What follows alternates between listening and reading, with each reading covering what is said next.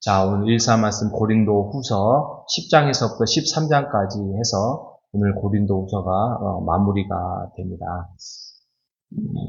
10장에서 11장은 그들이 이방인들이 말하는 어리석은 자랑에 대해서 내용을 다루고 있고요. 또 사도 바울이 사도에 대한 자격에 대해서 계속 이야기를 하고 있습니다.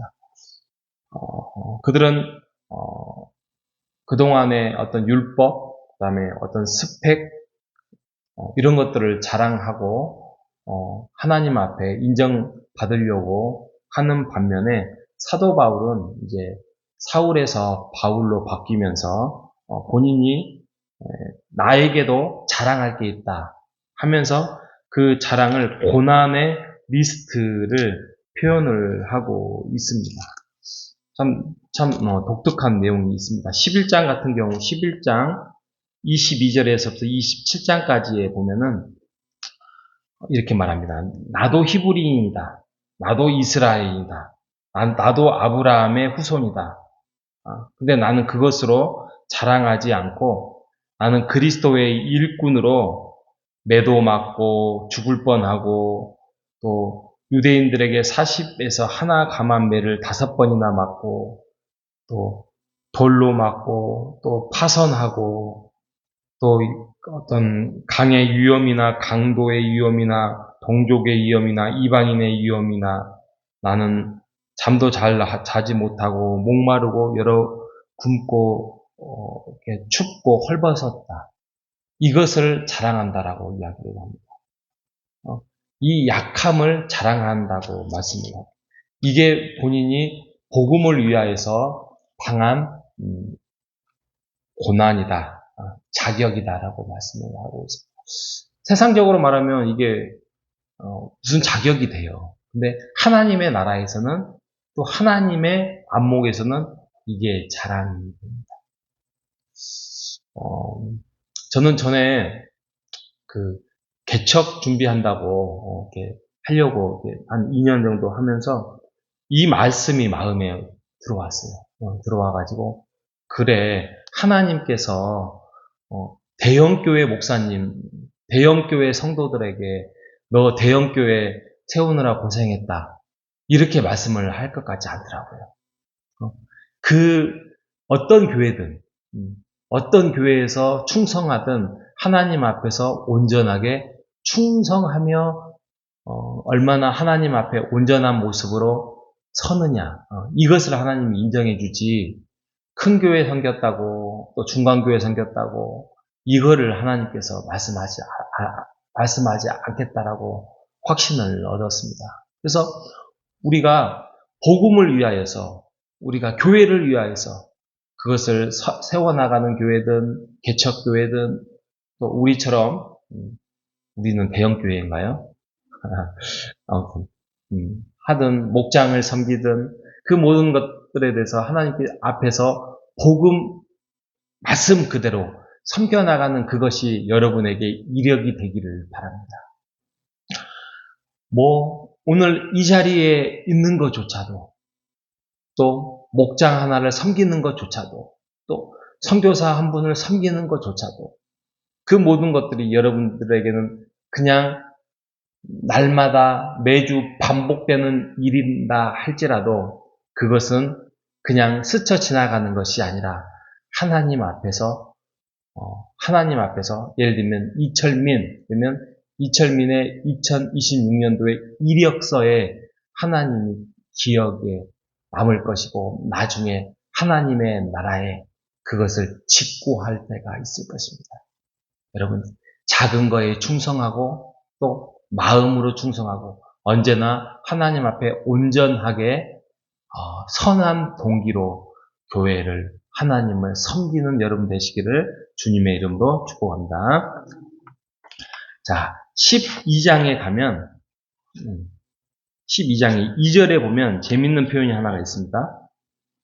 2절에 보면 내가 그리스도 안에 있는 한 사람을 아노니 그는 14년 전에 셋째 하늘에 이끌어 간 자라. 그래서 셋째 하늘이라는 표현이 나와요. 아니, 첫째 하늘을 보고 둘째 하늘을 보고 했잖아요. 이게 이제 유대교적 표현이에요. 유대교는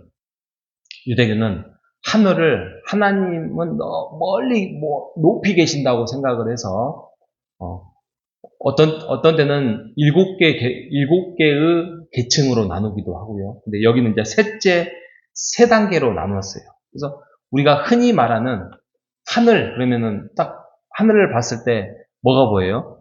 파란 하늘이 보이잖아요. 대기권이죠, 대기권. 파란 하늘. 이게 첫째 하늘이에요. 그리고 둘째 하늘은 그 하늘 너머에 있는, 오늘날로 말하면 우주죠. 우주에 어떤 별들도 있고, 이런 것.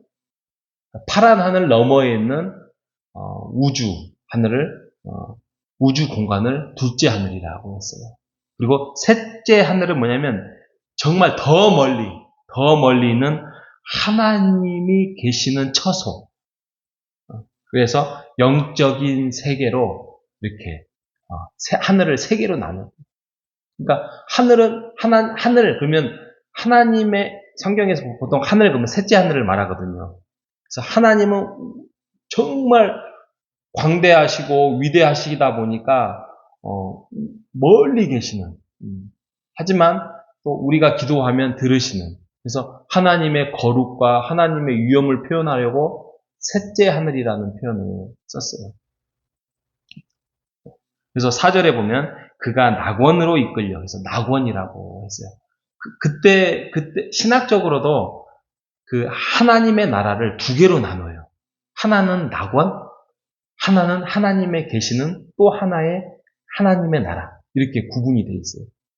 신학적으로. 근데 이런 말을 하면, 무슨 하늘이 두 개로 나누어져? 이런 오해를 불식시키다 보니까, 그냥 낙원은 하나님의 나라다. 이렇게, 그냥 하나로 이렇게 표현을 하는데, 신학계에서는 그렇게 나눈다고 합니다. 자, 5절에 가면, 내가 이런 것들을 위하여 자랑하겠으나, 나를 위해서는 약한 것들을 위해 자랑하지 아니하리라 라고 말씀을 하고 있어요. 또 하나의 그가 자랑을 뭐라고 하냐면 7절에 보면 육체의 가시라는 단어가 나와요. 육체의 가시. 사도 바울이 복음을 위하여서 하나님 이 육체의 가시를 쫓아내 주십시오. 물러내 주는데 제가 더 열심으로 섬기겠습니다. 라고 말을 합니다. 근데 이걸 3번을 기도했더니 하나님께서 야, 너 내 은혜가 9절에 보면 내 은혜가 내게 족하다. 내 능력이 약한 데서 온전하여 짐이라 라고 말씀하셔서 쫓아내주지 않아요. 정확하게 성경은 어떤 약점이 있는 거에 대해서 말을 하고 있지는 않습니다. 아무튼 육체적 질병이었어요. 육체적 질병이었기 때문에 어떤 복음을 전하는데 굉장히 사람들에게 좀 치명적인 약점으로 다가와서 열심히 사도 바울이 기도를 했는데 그가 하나님께서 너 그렇게 있는 것이 너에게 은혜다. 그러니까 그것을 그냥 머물게 하여라라고 합니다. 9절 끝부분에 보면은 그리스도의 능력이 내게 머물게 하려 함이라라는, 이 머물게 한다는 게 무슨 뜻이냐면 하나님께서 그 출애굽기에 보면은 그 성소에 거하잖아요. 하나님께서 그 성소의 성막에 거하는 것처럼 그 성막을 계속 광야 세월 동안 가지고 다니잖아요. 그 말은 하나님께서 너희들 옆에 떠나지 않고 함께 동행하면서 너희들을 눈동자와 같이 지키고 보호하시고 인도해 주시겠다라는 그 처소와 함께 있는 것처럼 그리스도의 능력이 떠나지 아니하고 영원히 함께 하겠다라고 차원에서의 머물게 한다는 차원이에요. 자, 마지막으로 육체의 가시. 여러분, 우리에게도 육체의 가시가 있을 줄 압니다. 그게 어떤 가정적인 형편이든 또 어떤 몸의 아픔이든 또 뭔가 좀 극복하지 못한 연약함이든 또 어떤 가족 간에 또 친척 간에 또 여러 가지의 갈등이든 그런 것들의 육체의 가시가 있을 줄 압니다. 그런데 분명히 하나님의 자녀가 기도를 하면 그것을 물리쳐 주시고 그 약함을 벗어나게 해 주시는데 오늘처럼 사도 바울의 기도처럼 내 은혜가 족하다. 내 은혜가 족하다. 라고 표현을 하나님이 하신다면 우리가 그것을 품고 안고 가야 되겠죠. 그게 하나님의 뜻이라면. 왜 하나님께서 그러실까요? 오늘 다 말할 수는 없지만 만약에 그 육체의 가시가 없어버리면 교만해져요. 사도 바울에게도 그렇게 이야기해요.